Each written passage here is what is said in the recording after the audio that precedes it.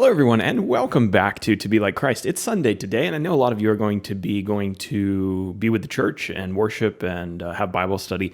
So I thought what we might do today is take a side study in our study of Song of Solomon to answer a question that I keep seeing it coming up in the comments, and it's a good question, and I think it's a question that any astute Bible student is going to ask when they read the book of Song of Solomon. So we introduced the book of Song of Solomon. It's this dialogue between these two beautiful lovers who have this great relationship, anticipating marriage, anticipating being with one another. They're talking about their affection and their attraction to each other. And we talked about the authorship of Song of Solomon, which we've come to the conclusion that Solomon is the author, as it says in verse 1. And so the question that arises is that anyone who has read the book of Kings knows that Solomon had more wives than anyone else who's recorded in the Bible. He had 700 wives. So how am I really supposed to take the book of Song of Solomon seriously that magnifies this beautiful monogamous relationship when the guy who wrote it he was marrying a new woman every week? I did the math on this just because I thought it was curious. How long would it take you to marry 700 women? If you married one every single week and you never took a week off, how many years would it take you to marry 700 women? It would take you 14 years, right? No vacations. You have to marry one every single weekend. And not only that, but we're told that Solomon also had 300 concubines. So that's another 5 years, roughly, 5-6 years right there. So essentially, you start getting married when you're 20 years old.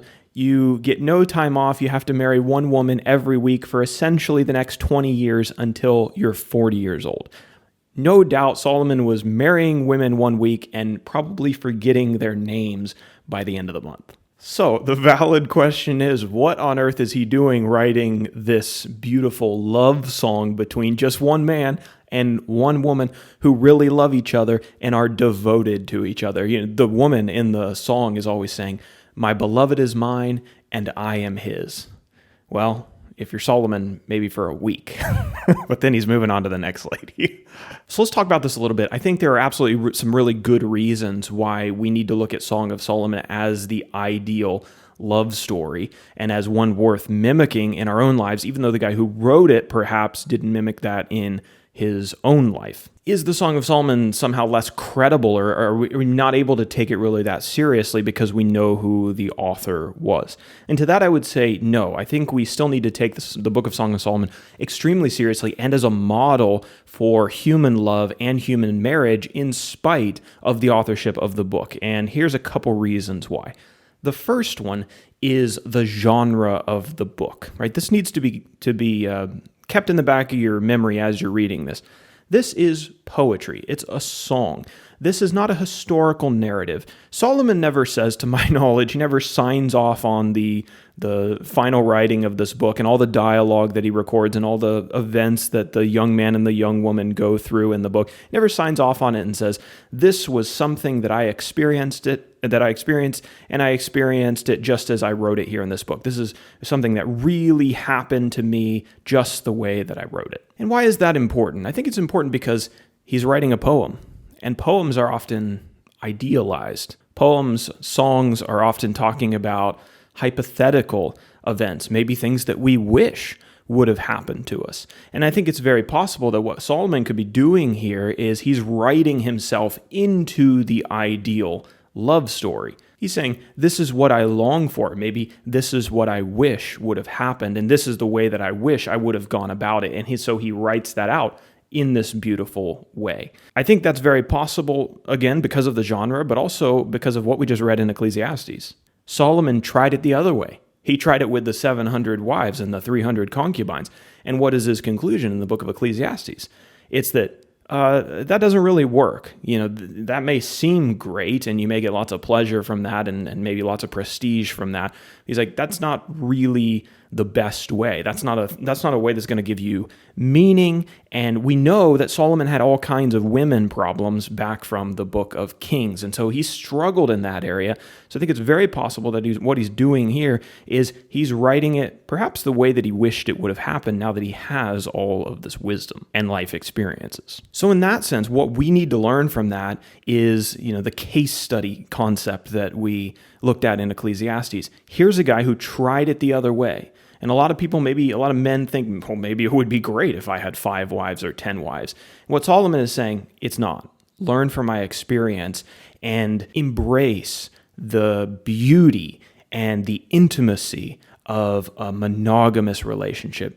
Just you and one other woman. Just you and your lover. Just you for you women and your husband. That's where true beauty lies in the realm of affection and marriage. I think another thing that we could possibly be seeing here is that God is using Solomon to write about the ideal relationship between a man and a woman, even though Solomon's life didn't actually reflect that.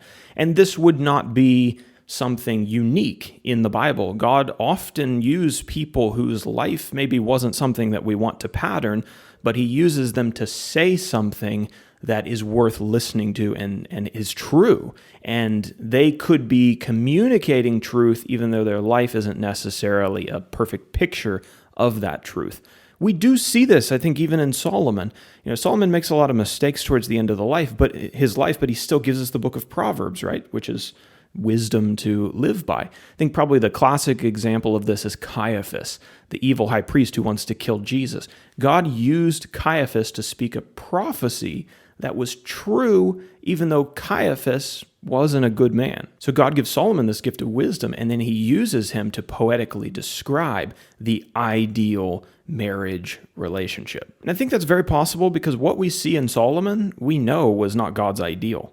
Right? Solomon broke God's law by accumulating all of these women, especially these women who were idol worshipers, who didn't respect the God of Israel, who didn't know him, who didn't keep his commands. That was something that was forbidden under God's law. And what we see in Solomon's words is God using him to return to the ideal.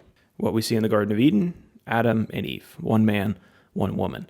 What we see that's delivered to us by Jesus and by his apostles is the ideal, one man, one woman. And so Solomon here, in the midst of all of this mess that maybe he has created, he speaks truth and beauty about what should happen, even if his life doesn't necessarily reflect that. And it's very possible that he could be looking back in his life regretting what he did and saying, this is what I wish I had done, and so this is what I'm going to promote through my poetry, through my songs to other people so that they don't make the same mistakes that I made. So those are some things to think about when we ask ourselves as we study Song of Solomon, how can I take this seriously? How can I take it credibly when it was written by a guy who had 700 wives? I think that's a good question. It's an astute question. It's one that you kind of have to ask if you know the history of Solomon. So I think everyone who has been asking it is, totally legit in doing it. And I think if we think about it deeply and we take into account some of these biblical principles that we can learn other places in the Bible, what we realize is that Song of Solomon should be taken very credibly, very seriously. We should really put a lot of weight to the words that are shared with us in this song, especially because of the experiences of the man who wrote it and because of the conclusions that he already gave us in Ecclesiastes. And we need to recognize that maybe he and, of course, God is pointing us to something better, pointing us to the ideal, God's original design for love and intimacy in marriage that we see from the very beginning in creation.